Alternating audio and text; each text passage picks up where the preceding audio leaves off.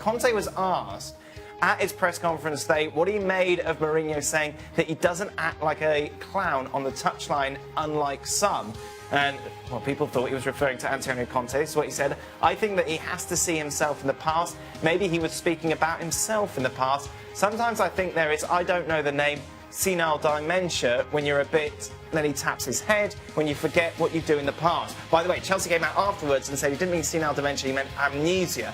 Jose Mourinho responded just now to that quote by saying, I don't need the Chelsea manager to say I made mistakes in the past and will in the future. What I will say is I will never be banned for match fixing. Oh, wow. Oops. Happy New Year, Jose Mourinho. Gab, just put this into context for us. Yeah, so what he's referring to, and by the way, Conte wasn't actually banned for match fixing. He was banned for failing to report an attempt at match fixing. Just to be clear and lawyerly on this, but it happened when he was at Siena in Serie B. They had already clinched promotion to Serie A, and one of his players allegedly says that, you know, he said, all right, well, we don't have much to play for here, so let's just take it easy on them, because this match will probably end up a draw.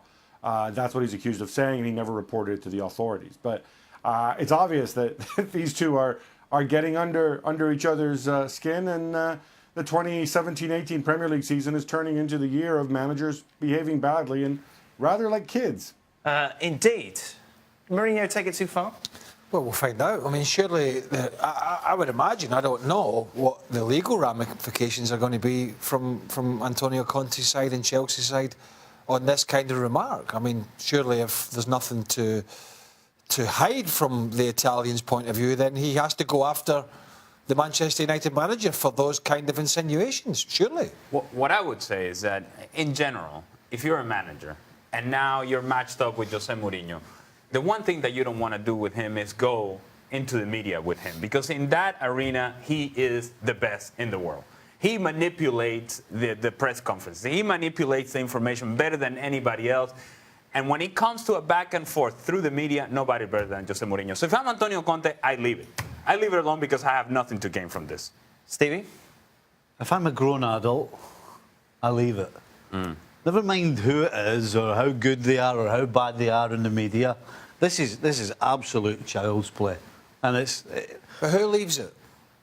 Mourinho leaves it now, or Conte leaves it? Both of them. What? You can't have somebody come in a press conference and accused you Well, that's of what I'm match saying. fixing, what would you do? No, I'm just telling you that both of them should keep their mouth shut. So what? So you try to say, oh, well, if he says that, then you can come back and say that. But that horse is already bolted. It doesn't matter. Listen, it makes absolutely no difference.